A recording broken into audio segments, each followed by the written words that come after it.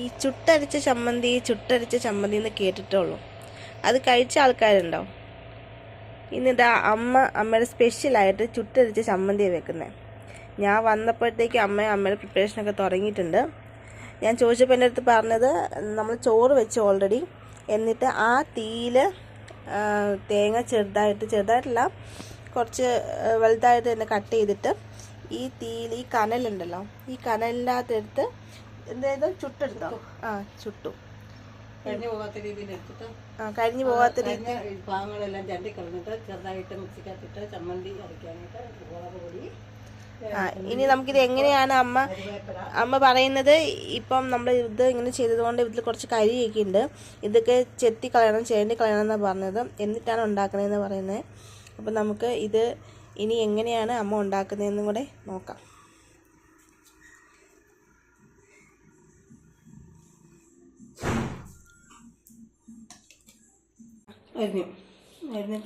ആ തേങ്ങ നമ്മൾ ജസ്റ്റ് ഒന്ന് ക്ലീൻ ചെയ്തിട്ട് ഈ സൈഡൊക്കെ ഒന്ന് ക്ലീൻ ചെയ്തിട്ട് ചെറുതാക്കി അരിഞ്ഞു. എന്നിട്ട് കൊപ്ര തേങ്ങ, എന്നിട്ട് ഇതിനകത്ത് എന്തായിട്ട് വേറെ കരിവേപ്പിലയോ ഇട്ടു. ഇനി മുളകിടണം, ഉപ്പിടണം, പുളി ഇടണം.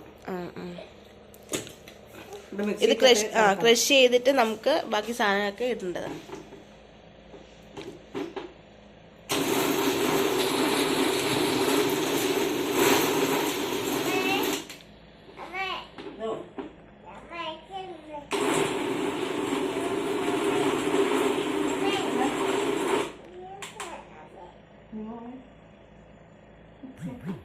മിക്സ് നിന്നു, കറണ്ട് ഇല്ലേ? നല്ലോണം അത് പ്ലഗ്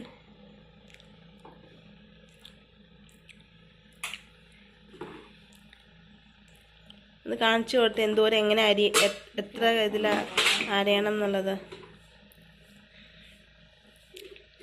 ഇടയ്ക്ക് മിക്സിക്ക് എന്തോ പ്രശ്നം. ആന തരാം കേട്ടോ കുഞ്ഞിന്. ഇവിടെ ഒരാൾക്ക് ആനേനെ കൊടുക്കാൻ പറഞ്ഞ ഒരാൾ വന്ന് നിൽപ്പുണ്ട്. ആരുടെയും വീട്ടിൽ ആനയുണ്ടെങ്കിൽ ഒരു ആനേനെ കൊണ്ട് തന്നെ കേട്ടോ. ഭയങ്കര ആന ഇഷ്ടമുള്ള ആളാണ്.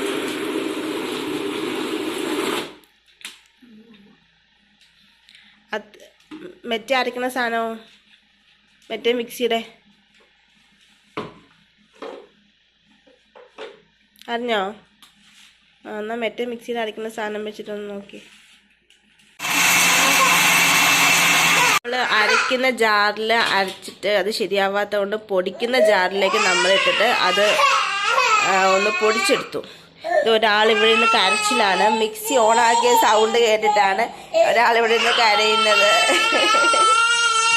എന്നാ പൊന്നാല് കഴിഞ്ഞു പരിപാടി കഴിഞ്ഞു. കഴിഞ്ഞുന്നേ. ഇനി എന്തൊക്കെ ഇടണം? പൊന്നെ ഇതിൻ്റെ അകത്ത് ഇതാണ് ഇതിൻ്റെ തിക്നെസ് വരുന്നത്. ഇതിനകത്ത് നമ്മൾ ഉപ്പിട്ടു, മുളക് പൊടി ഇടുന്നു. മുളകില്ലാത്തതുകൊണ്ടാണ് മുളക് പൊടി ഇട്ടത്. മറ്റേ ഉണക്കമുളകാണ് വേണ്ടത് ശരിക്കും. അതില്ലാത്ത കൊണ്ടാണ് നമ്മൾ മുളക് പൊടി ഇട്ടത്. ഇനി പുളി അല്ലേ? പുളി ഇത് നമ്മൾ എന്താ പറയുക, നമ്മുടെ വീടിന് അടുത്തുള്ള സ്ഥലത്ത് നിന്ന് ഒരു പുളി, വാളംപുളി ഉള്ള വീട്ടിൽ നിന്ന് നമ്മൾ മേടിച്ച കേട്ടോ. നല്ല വാളംപുളിയാണ്. ഇച്ചിരി മതി അല്ലേ?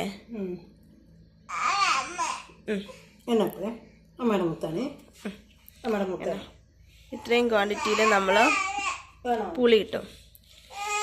പുളി വേണോ? പുളി വേണോ?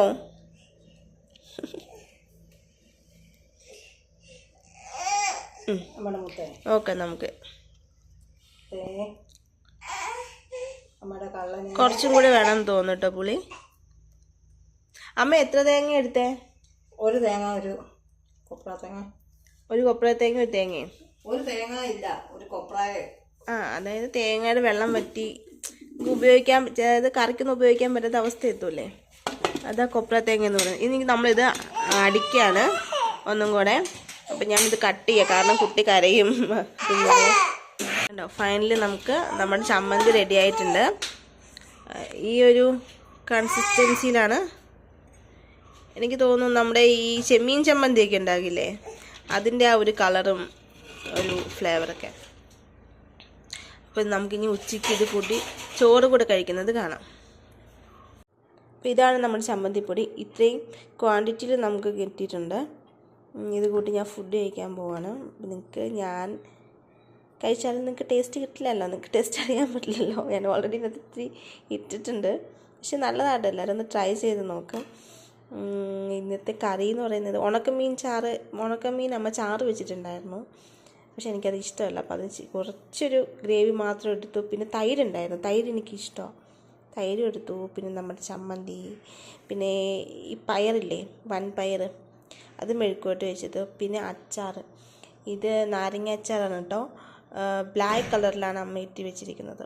അപ്പം 2 ദിവസം മുന്നെയാണ് അച്ചാർ ഇട്ടത്. അത് കഴിഞ്ഞ് പിറ്റേ ദിവസമാണ് ഞാൻ യൂട്യൂബ് ചാനൽ തുടങ്ങാനുള്ള പ്ലാനിങ്ങിൽ വന്നത്. അല്ലായിരുന്നുണ്ടായിരുന്നെങ്കിൽ ഞാനിത് നിങ്ങൾക്ക് എങ്ങനെയാണ് പ്രിപ്പയർ ചെയ്യണത് എന്നുള്ളത് കാണിച്ചു തന്നേനെ. എന്തായാലും ഇനി സമയമുണ്ടല്ലോ, ഇനി എപ്പോഴെങ്കിലും ടൈം കിട്ടുമ്പോൾ അമ്മേനെ സോപ്പിട്ടിട്ട് കാണിച്ചു തരുന്നതായിരിക്കും. അപ്പം ഓക്കെ, എല്ലാവരും ഒന്ന് ട്രൈ ചെയ്ത് നോക്കാം.